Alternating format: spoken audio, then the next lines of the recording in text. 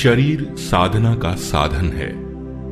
शरीर का मुख्य उद्देश्य अपनी आत्मा में प्रवेश कर परमात्मा अर्थात ब्रह्म ज्ञान या सत्य ज्ञान की प्राप्ति करना है, परंतु उसके लिए अखंड पवित्रता की आवश्यकता है। हमारे ऋषि मुनि हिरण्यगर्भ, कपिल मुनि, पातंजल आदि ऋषियों ने कुछ ऐसे साधनों का आविष्कार किया या रचना की जिनको हम साधना, योग साधना के नाम से पुकारते हैं। योग साधना का मुख्य उद्देश्य ही मन को या मन के द्वारा स्वयं से अपनी आत्मा से तथा आत्मा को परमात्मा से जोड़ना तथा सत्य, शिव, सुंदर, शांत और शाश्वत पद ग्रहण करना है। किसी भी सत्य ज्ञान की प्राप्ति के लिए हमारा शुद्ध, बुद्ध तथा निष्पाप होना अति आवश्यक है।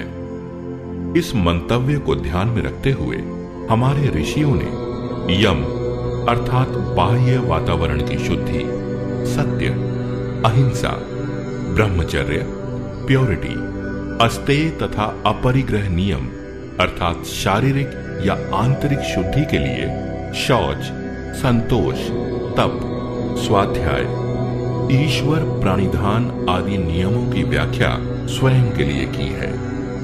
इनका पालन करने के बाद ही हम प्रियता, सौम्यता तथा प्रसन्नता की स्थिति को प्राप्त कर योग का वास्तविक लाभ उठा सकते हैं। इसके पश्चात किसी भी कार्य की सफलता के लिए शरीर का स्वस्थ अर्थात सुअवस्थित अर्थात वात, पित्त, कफ का सम अवस्था में रहना भी अति आवश्यक है। इसके लिए आसन आदि का वर्णन किया गया है। वास्तविक रूप से देखा जाए तो ये मन की साधना है, अर्थात हमें अपने मन को ही साधना है। हमें अपने मन के द्वारा ही प्राण वायु को अपने वश में करके चलाना है। प्राण वायु ही वास्तविक रूप से वो शक्ति है जो कि हमारे शरीर, हमारे एक एक सेल को चला रही है। हमारी आत्मा भी इसी शक्ति का ही रूप है। वास्तविक रूप से देखा जाए तो परमात्मा ने मानव को ही ये विशिष्ट बुद्धि दी है जिसके द्वारा हम प्राण वायु का नियंत्रण कर सकते हैं और वास्तविक जीवन का आनंद ले सकते हैं। आइए इस विशिष्ट बुद्धि का आनंद लें।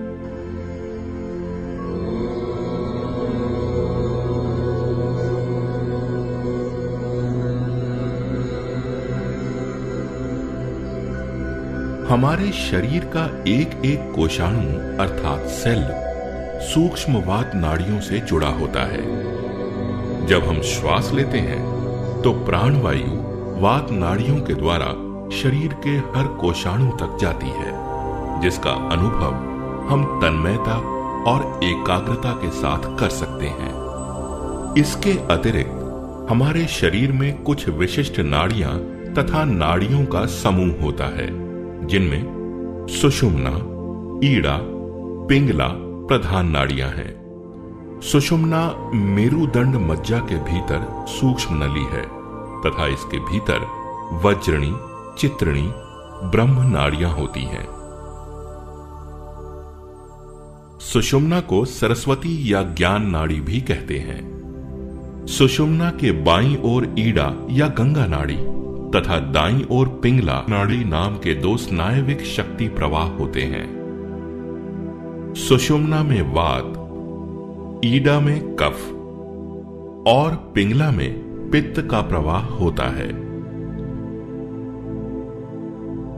इन सब के अतिरिक्त सुषुम्ना नाड़ी के साथ साथ कुछ शक्ति वहन केंद्र या नर्व प्लेक्सस होते हैं, जिनमें मुख्य हैं मूलाधार अर्थात पेल्विक प्लेक्सस,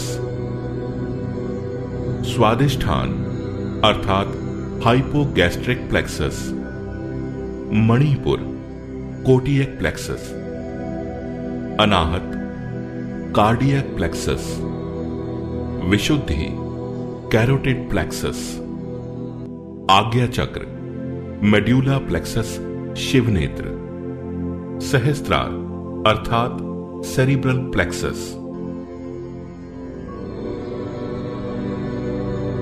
प्राणायाम का मुख्य उद्देश्य ओज का साम्राज्य या वर्चस्व स्थापित करना है, अर्थात सही दिशा में किया प्राणायाम शारीरिक धातुओं, रस, रक्त, मांस, मेद, अस्थि, मज्जा, शुक्र का मंथन कर विशिष्ट शक्ति ओज की वृद्धि करता है तथा शारीरिक, मानसिक एवं आध्यात्मिक विकास करता है।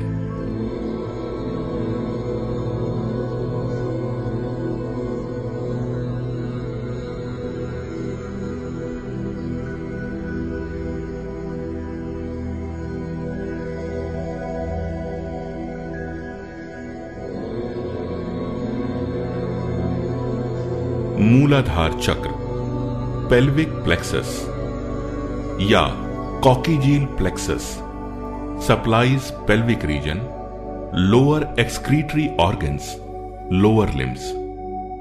स्वाधिष्ठान चक्र, hypogastric plexus, plexus of nerves serving pelvic viscera and reproductive organs. मणिपुर चक्र, सोलर प्लेक्सस और coeliac plexus supplies digestive organs. अनाहत चक्र, cardiac plexus supplies heart and nearby structures like lungs. विशुद्धि चक्र, carotid plexus supplies neck and upper limbs. आज्ञा चक्र, medulla plexus और choroid plexus supplies pituitary gland, part of brain and vital organs like eyes, nose, ears. ऊर्ध्व जत्रुगत सहस्त्रार चक्र, cerebral plexus. It increases mental efficiency and supernatural powers.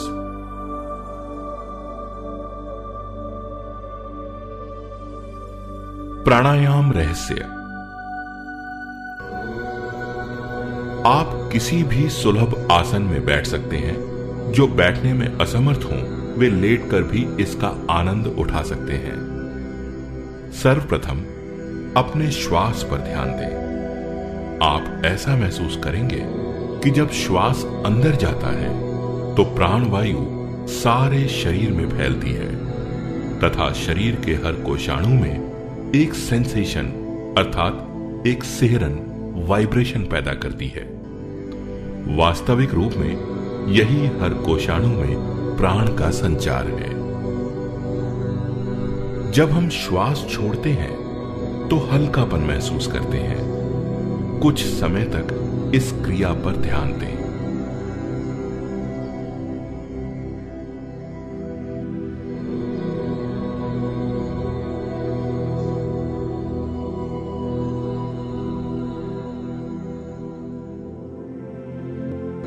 प्राणायाम का एक विशेष उद्देश्य हर कोशाणु में अपनी इच्छा शक्ति द्वारा प्राणों का विशेष गति से संचार करना है। अब गहरी सांस लीजिए और ऐसा महसूस कीजिए कि आपका श्वास रीढ़ की हड्डी के साथ चलता हुआ बिल्कुल नीचे के हिस्से अर्थात मूलाधार चक्र तक जा रहा है। और मूल बंध लगाइए अर्थात नीचे के हिस्से को संकुचित करिए। कुछ देर इसी स्थिति में रहिए अपनी क्षमता अनुसार। तत्पश्चात श्वास को रीढ़ की हड्डी अर्थात सुषुम्ना नाड़ी के साथ छोड़ते हुए धीरे धीरे ऊपर आइए।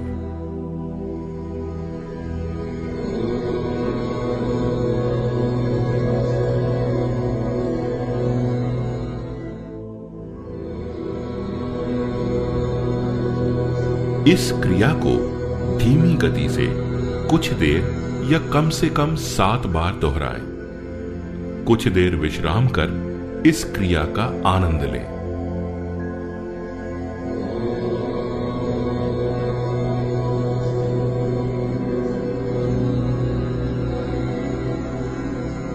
फिर इस क्रिया को तीव्र गति से 7 बार करें।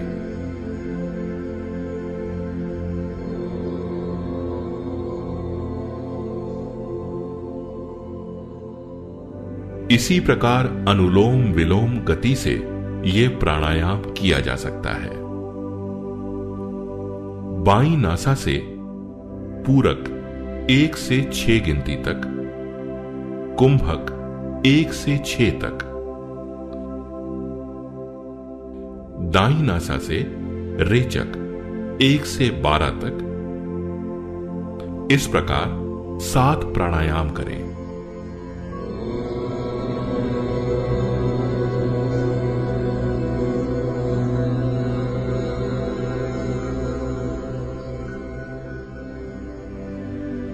तत्पश्चात अनुलोम विलोम तीव्र गति से करें, अर्थात नाड़ी शोधन करें 14 बार।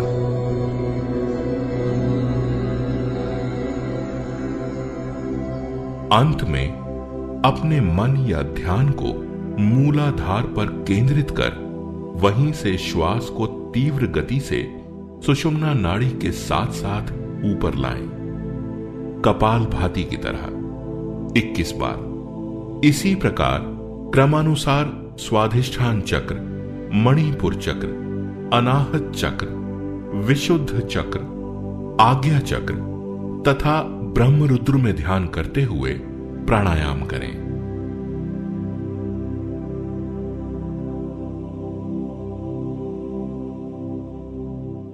समापन करने से पहले 3 बार ओम का मानसिक जाप करें।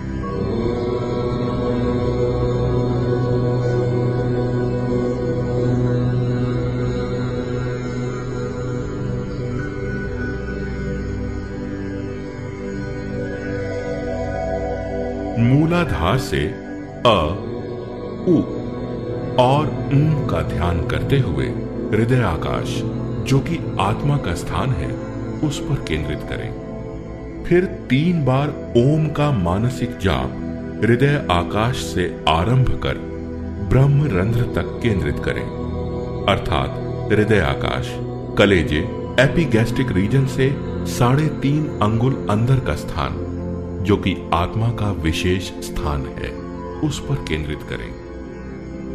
इन सब चक्रों पर ध्यान व प्राणायाम करने से शारीरिक मानसिक ओज की वृद्धि और विशेष आध्यात्मिकता की प्राप्ति होती है।